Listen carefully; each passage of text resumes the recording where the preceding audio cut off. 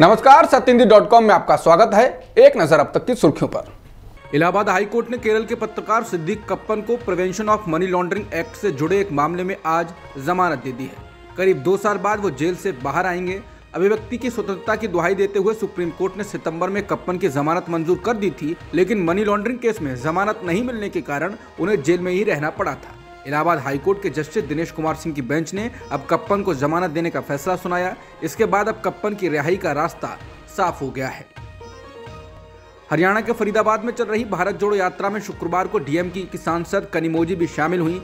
उन्होंने ट्वीट कर बताया कि वो इस यात्रा में शामिल होकर बेहद खुश हैं। बता दें, भारत जोड़ो यात्रा तमिलनाडु, केरल, कर्नाटक, आंध्र प्रदेश, तेलंगाना, महाराष्ट्र, मध्य प्रदेश, राजस्थान का सफर तय करते हुए हरियाणा पहुंची है और 24 दिसंबर को दिल्ली में प्रवेश करेगी। जब भारत जोड़ो यात्रा महाराष्ट्र से निकल रही थी तो इसमें शिवसेना के नेता आदित्य ठाकरे के साथ ही एनसीपी नेता सुप्रिया सुले भी शामिल हुई थी और इस तरह कांग्रेस ने सहयोगी विपक्षी दलों को भी इस यात्रा से जोड़ने की कोशिश की थी। बता दें कि तमिलनाडु में डीएमके और कांग्रेस मिलकर सरकार चला रहे हैं। संसद के शीतकालीन सत्र को आज शुक्रवार को 6 दिन पहले ही अनिश्चितकाल के लिए स्थगित कर दिया गया है।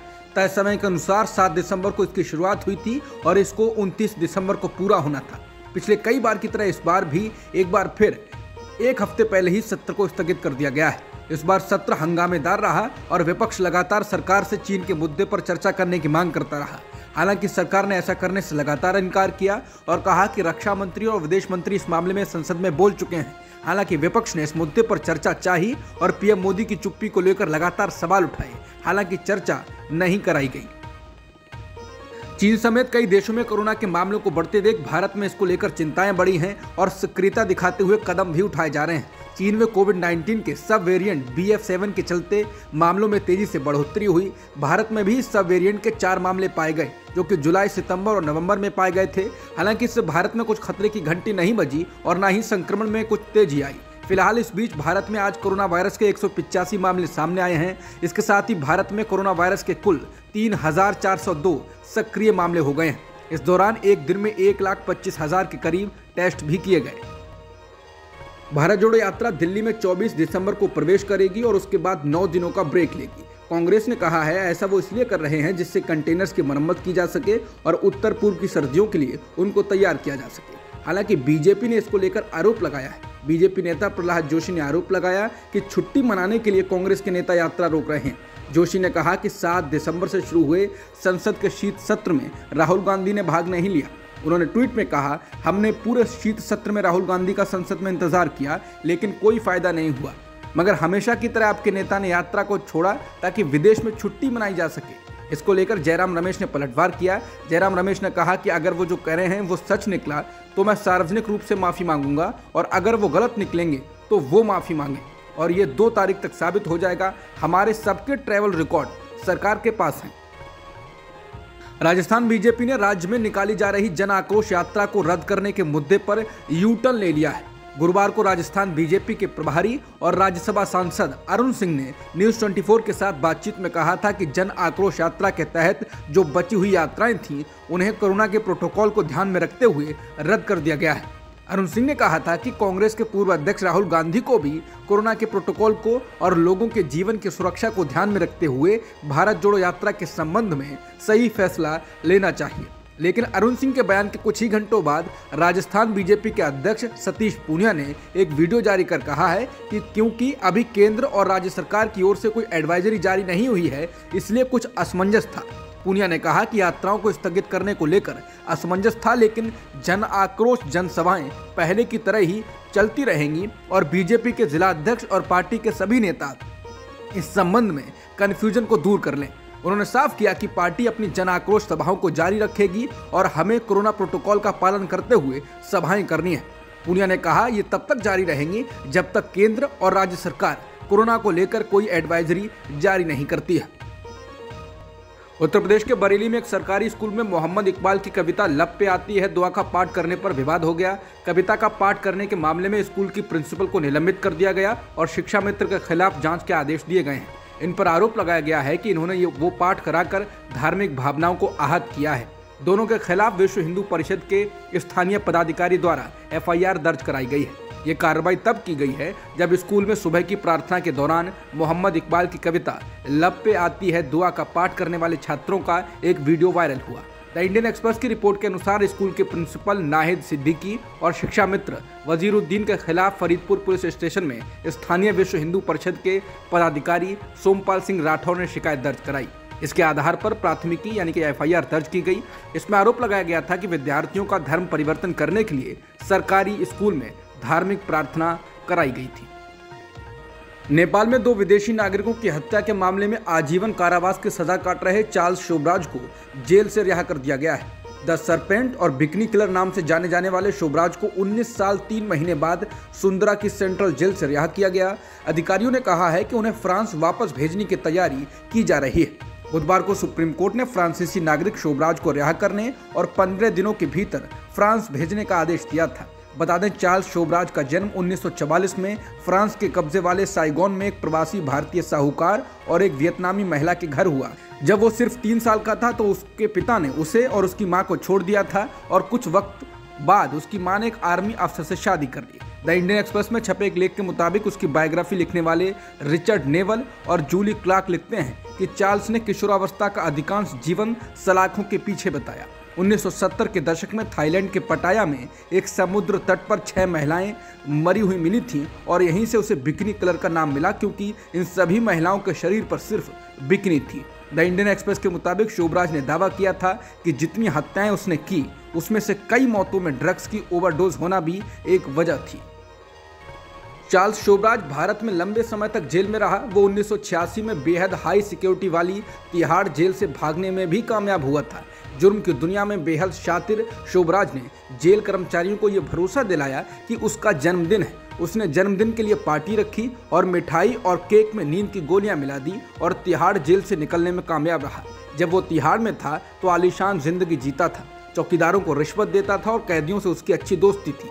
तिहाड़ जेल से भागने के 3 हफ्ते बाद ही उसे गोवा के एक कसिनो से फिर से गिरफ्तार कर लिया गया। इसके बाद वो तिहाड़ जेल में ही रहा और 1997 में उसे सजा पूरी करने पर तिहाड़ जेल से रिहा कर दिया गया। जब वो जेल से रिहा हुआ और फ्रांस लौटा तो उसने उसके जीवन पर बनने वाली फिल्मों से $15 लाख तक कमाए और इंटरव्यू और फोटोग्राफ देने के लिए भी मोटी रकम वसूली। लेकिन साल 2003 में जब वो नेपाल आया तो उसे एक अमेरिकन महिला की हत्या के आरोप में फिर से गिरफ्तार कर लिया गया। सिक्किम में शुक्रवार को हुए एक बड़े हादसे में सेना का एक ट्रक खाई में गिर गया। इसमें 16 जवानों की मौत हो गई है। मारे गए जवानों में सेना के 3 अफसर भी थे। घटनास्थल पर राहत और बचाव का काम तेजी से चल रहा है। राष्ट्रपति द्रौपदी मुर्मू ने हादसे पर गहरा दुख व्यक्त किया है। प्रधानमंत्री नरेंद्र मोदी ने कहा है वो हादसे में मारे गए जवानों की मौत से बेहद आहत हैं। केंद्रीय गृह मंत्री अमित शाह ने भी जवानों की मौत पर दुख जताया। सेना की ओर से कहा गया है कि शुक्रवार सुबह 3 ट्रकों का काफिला चट्टान से थांगू की ओर चला था। उसमें से एक ट्रक खाई में गिर गई। रक्षा मंत्री राजनाथ सिंह ने कहा पूरा देश इस हादसे पर दुखी है और वो हादसे में घायल हुए जवानों के जल्द स्वस्थ होने की कामना करते हैं।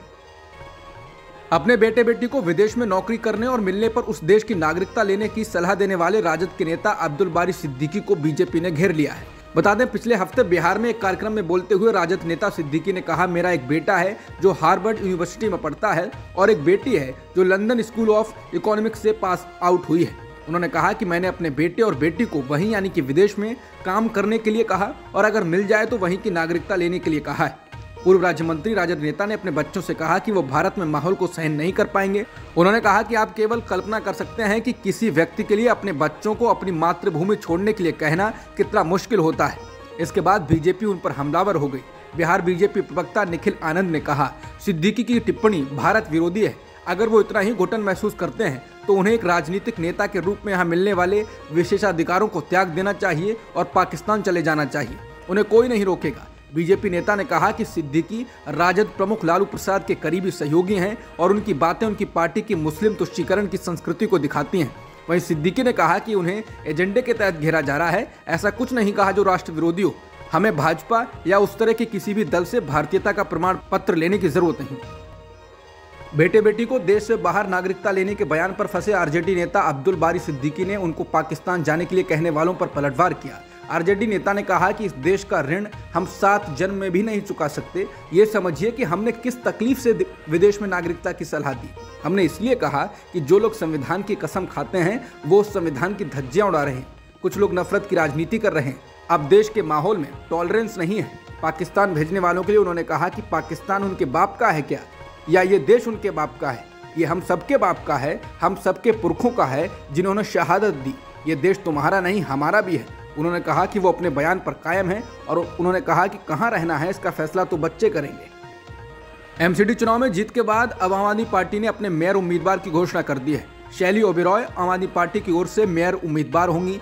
शैली पटेल नगर विधानसभा के वार्ड 86 से पार्षद हैं। इसके अलावा डिप्टी मेयर उम्मीदवार मोहम्मद इकबाल को बनाया गया है। मोहम्मद इकबाल मटिया महल के वार्ड 76 से पार्षद हैं। बता दें, दिल्ली नगर निगम के चुनाव में आम आदमी पार्टी को 250 सीटों में से 134 सीटें मिली थी और उसने बहुमत हासिल किया और भाजपा को 104 सीटें मिली। अब 6 जनवरी 2023 को दिल्ली नगर निगम की पहली बैठक होनी है। इसी में मेयर और डिप्टी मेयर पर फैसला होगा। दिवंगत फिल्म अभिनेता सुशांत सिंह राजपूत की पूर्व मैनेजर दिशा सालियान की मौत की एसआईटी से जांच कराने के महाराष्ट्र सरकार के ऐलान पर दिशा के माता पिता ने प्रतिक्रिया दी है। दिशा के माता पिता ने इस मामले को फिर से खोले जाने का विरोध किया और कहा कि पहले ही इस मामले में काफी जांच हो चुकी है। दिशा के माता पिता ने इंडिया टुडे से बातचीत में कहा, क्या इससे हमारी बेटी वापस आ जाएगी?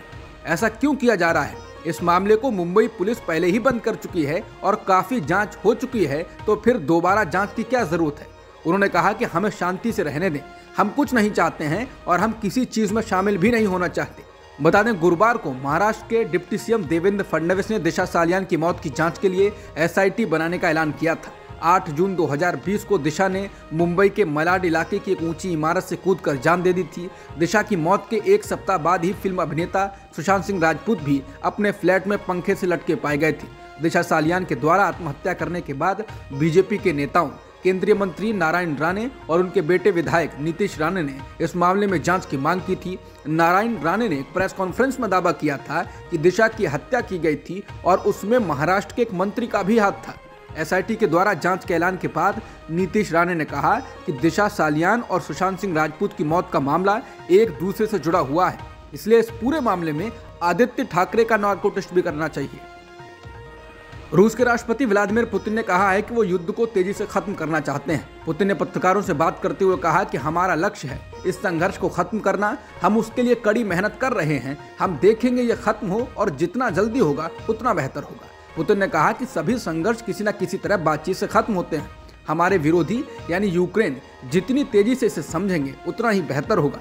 पुतिन ने इसके साथ ही अमेरिका पर यूक्रेन पर उसकी चिंताओं को अनसुना करने का आरोप लगाया और कहा कि अमेरिका रूस को कमजोर करने के लिए यूक्रेन को युद्ध स्थल की तरह इस्तेमाल कर रहा है। इसके साथ ही पुतिन ने कीव और वॉशिंगटन पर उसकी चिंताओं को अनसुना करने का आरोप लगाया और कहा कि अमेरिका रूस को कमजोर करने के लिए यूक्रेन को युद्ध के मैदान के रूप में इस्तेमाल कर रहा है। बता दें, मॉस्को में अधिकारियों ने हाल के महीनों में बार बार कहा है कि उन्होंने यूक्रेन के साथ बातचीत से इनकार नहीं किया है।